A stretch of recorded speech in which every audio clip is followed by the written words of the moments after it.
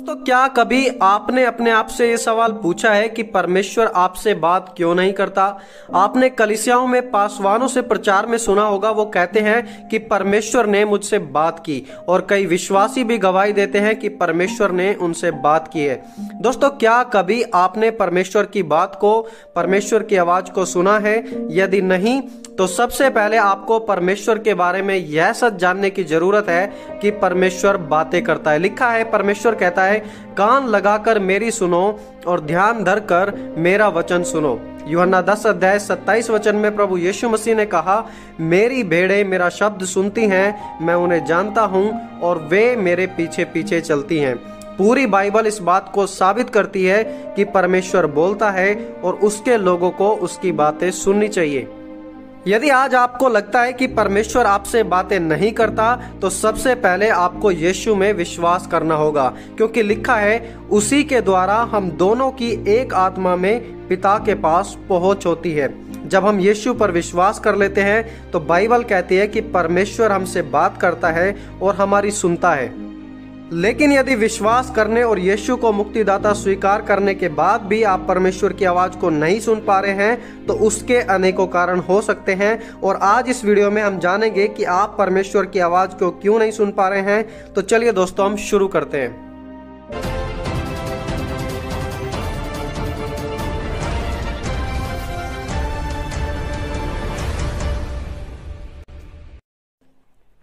दोस्तों, पहला कारण, आप परमेश्वर की आवाज को इसलिए नहीं सुन पा रहे हैं क्योंकि आप परमेश्वर की आवाज और उसके वचनों को नहीं जानते।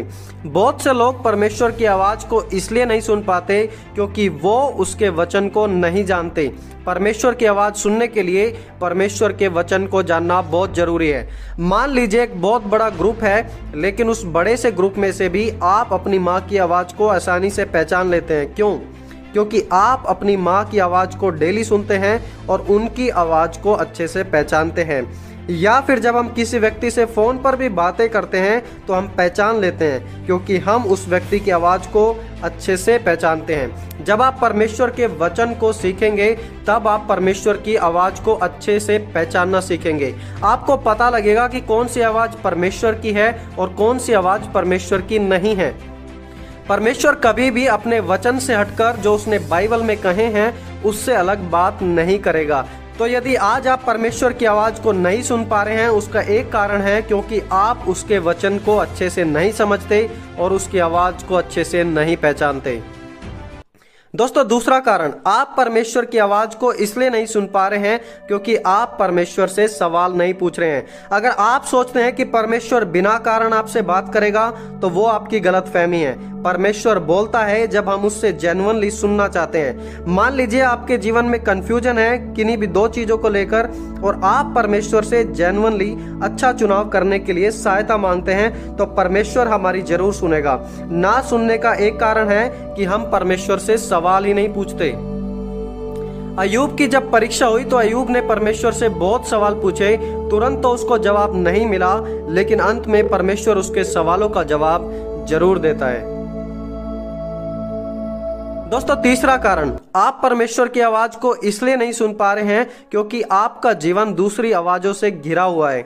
दोस्तों, जब हम किसी से बात करते हैं और चारों तरफ शोर शराबा हो, बहुत सारे लोगों की आवाज हो, तो हम अच्छे से बातचीत नहीं कर पाते।